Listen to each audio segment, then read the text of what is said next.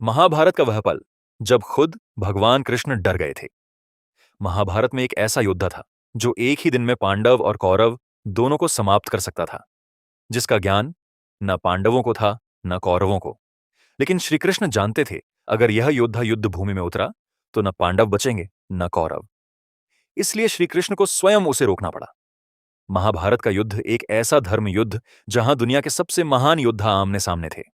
अर्जुन का गांडीव, कर्ण का विजय धनुष और भीष्म की इच्छा मृत्यु। लेकिन क्या आप जानते हैं, इस युद्ध के बीच एक ऐसा योद्धा भी था जिसके पास वह शक्ति थी जो पूरी महाभारत को एक ही दिन में सूरज ढलने से पहले समाप्त कर सकती थी। क्या आपने कभी सोचा है, अभिमन्यु की मृत्यु ने पूरे महाभारत को हिला दिया। उसे बचाने के लिए भगवान श्री कृष्ण ने स्वयं हस्तक्षेप क्यों नहीं किया? क्या अभिमन्यु की मृत्यु सिर्फ एक दुर्घटना थी या फिर यह महाभारत की सबसे जरूरी कड़ी थी? श्री कृष्ण ने उसे क्यों नहीं बचाया? और क्या आप जानते हैं कि महाभारत के युद्ध में मारे गए 18 अक्षौहिणी सेना, लगभग 40 लाख सैनिकों के शव आखिर कहां गए? क्यों महाभारत के 18 दिन के युद्ध के बाद श्री कृष्ण और अर्जुन के रथ से उतरते ही रथ चल उठा? और श्री खाटू श्याम ने महाभारत के युद्ध में क्या भूमिका निभाई? महाभारत की कहानियां तो सबने सुनी हैं, लेकिन इसके पीछे छुपे काले रहस्य बहुत कम लोग जानते हैं, जिन्हें किसी टीवी सीरियल में नहीं बताया गया। आज हम उन्हीं रहस्यों को उजागर करेंगे। अंत तक बने रहे। साथ ही वीडियो को लाइक और चैनल को सब्सक्राइब करें। तो चलिए कमेंट बॉक्स में जय श्री कृष्ण लिखकर वीडियो को शुरू करते हैं। पहला रहस्य, एक ऐसा योद्धा जिसके रणभूमि में कदम रखते ही स्वयं भगवान श्री कृष्ण भी चिंतित हो उठे थे। हम बात कर रहे हैं महाबली बर्बरीक की, जिसने नियति को भी चुनौती दे दी थी। बर्बरीक भीम के पौत्र घटोत्कच और मां मोरवी देवी के पुत्र थे। वह जन्म से ही शक्तिशाली थे, लेकिन उनकी सबसे बड़ी शक्ति उसका शरीर नहीं, बल्कि उनके 3 दिव्य बाण थे। बर्बरीक ने वर्षों तक घोर तपस्या की। उनकी तपस्या से प्रसन्न होकर भगवान शिव और मां दुर्गा ने उन्हें 3 दिव्य बाण प्रदान किए। पहला बाण युद्ध भूमि में उन सभी योद्धाओं को चिन्हित कर देता था जिन्हें नष्ट करना होता था। दुश्मन कहीं भी हो, यह बाण कभी गलती नहीं करता था। दूसरा बाण पहले बाण द्वारा चिन्हित सभी शत्रुओं को एक साथ नष्ट कर देता था, एक ही बार में पूरी सेना समाप्त। तीसरा बाण सबसे रहस्यमय था। यह युद्ध के बाद बाकी दोनों बाणों को वापस तर्कश में ले आता था। यानी बर्बरीक को युद्ध जीतने के लिए हजारों सैनिकों की जरूरत नहीं थी, सिर्फ उसके 3 बाण ही काफी थे। उन्होंने भगवान शिव और अपनी माता को वचन दिया था कि वह हमेशा कमजोर पक्ष का साथ देंगे। जब महाभारत का युद्ध शुरू हुआ तो बर्बरीक ने अपनी माता के आदेश पर युद्ध भूमि की ओर प्रस्थान किया। वचन के अनुसार वह हारने वाले पक्ष की ओर से लड़ेंगे, और यही वह बात थी जिसने श्री कृष्ण को सोच में डाल दिया। श्री कृष्ण जानते थे कि कौरवों की हार निश्चित है। जैसे ही बर्बरीक कौरवों की ओर से लड़ना शुरू करते, पांडव हारने लगेंगे, और जैसे ही पांडव हारते, बर्बरीक अपना वचन निभाने के लिए पांडवों की ओर आ जाते। इस तरह वे अकेले ही पूरी सेना का अंत कर देते, और अंत में केवल वे स्वयं अकेले बचते। श्री कृष्ण समझ गए कि बर्बरीक को युद्ध में हराया नहीं जा सकता, इसीलिए उन्होंने उसकी शक्ति नहीं, उसकी भक्ति को परखा।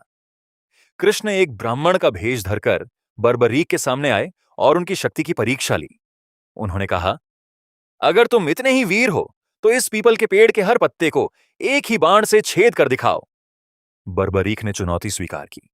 जैसे ही उन्होंने बाण चलाया, पेड़ के हर पत्ते में छेद हो गया, लेकिन एक पत्ता कृष्ण ने अपने पैर के नीचे छुपा लिया था।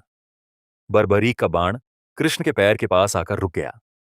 तब बर्बरीक ने मुस्कुराकर कहा, प्रभु, अपना पैर हटा लीजिए, वरना यह बाण आपके पैर को भी भेद देगा, क्योंकि इसके नीचे एक पत्ता है। श्री कृष्ण ने कहा, अगर तुम सच्चे दानी हो तो मुझे दान दो।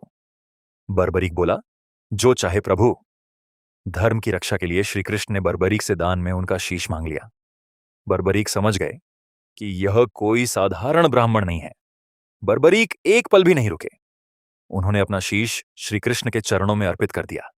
श्री कृष्ण की आंखों में आंसू थे। कृष्ण ने अपना असली रूप दिखाया। बर्बरीक ने एक अंतिम इच्छा रखी। वे पूरा महाभारत युद्ध देखना चाहते थे। श्री कृष्ण ने उनके शीश को एक ऊंची पहाड़ी पर स्थापित कर दिया, जहां से बर्बरीक ने पूरा युद्ध देखा। वही शीश पूरे महाभारत का साक्षी बना। श्री कृष्ण ने कहा, कल युग में तुम मेरे नाम से पूजे जाओगे। आज वही बर्बरीक श्याम के नाम से जाने जाते हैं जो हारते हुए को सहारा देते हैं। दोस्तों, बर्बरीक के महादान के लिए कमेंट बॉक्स में जय श्री श्याम जरूर लिखें। दूसरा रहस्य, श्री कृष्ण ने अभिमन्यु को क्यों नहीं बचाया? अगर अर्जुन का पुत्र न मरता तो क्या महाभारत कभी खून से लाल होती? कभी सोचा है, अगर अर्जुन का पुत्र अभिमन्यु जीवित रहता तो क्या अर्जुन कौरवों का संहार करता, या फिर महाभारत का युद्ध इतना भयावह कभी होता ही नहीं?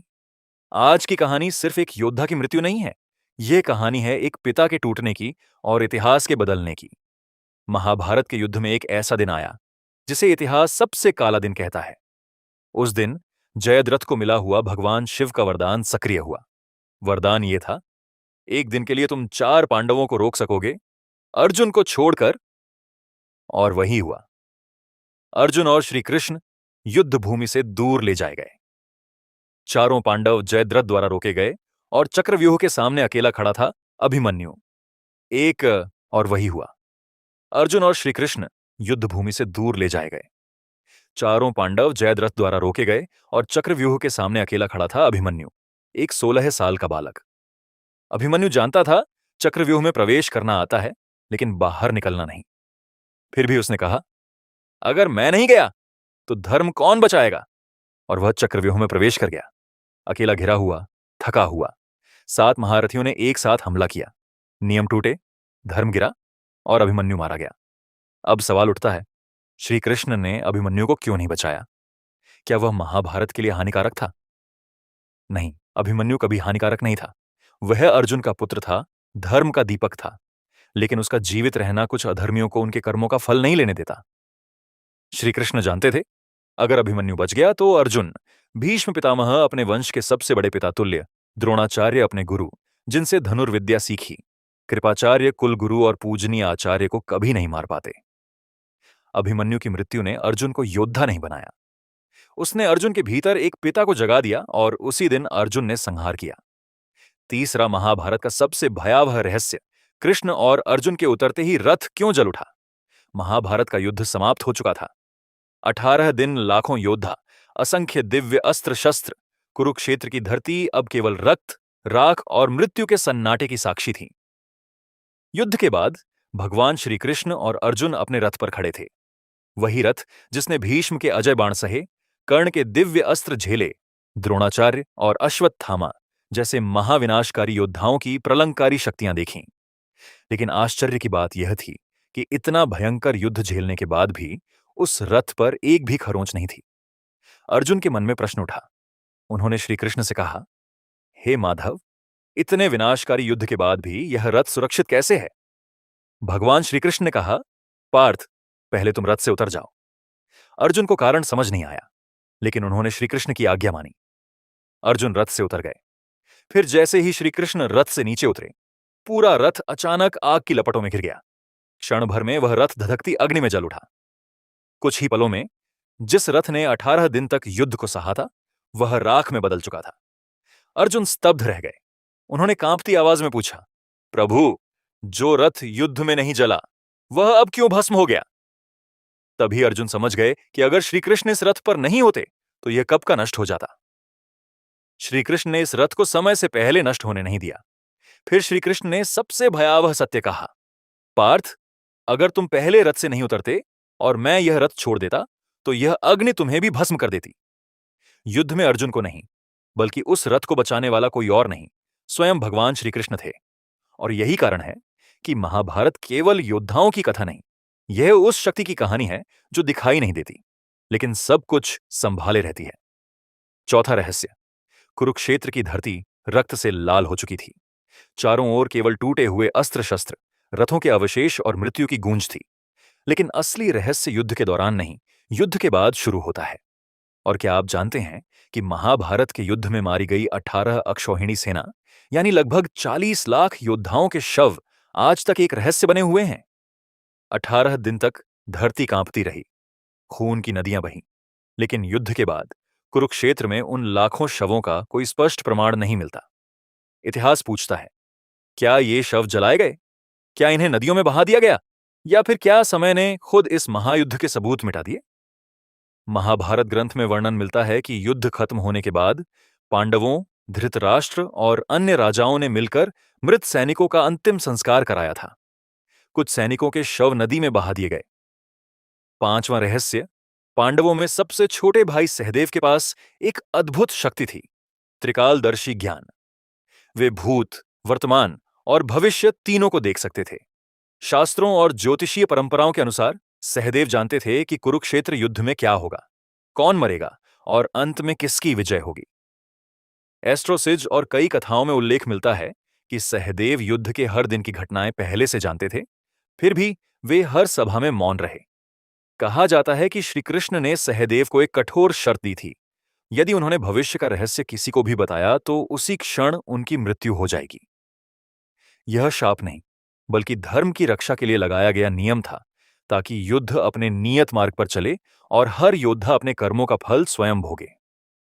सहदेव का मौन कमजोरी नहीं, बल्कि सबसे बड़ा त्याग था। सब कुछ जानते हुए भी चुप रहना आसान नहीं होता।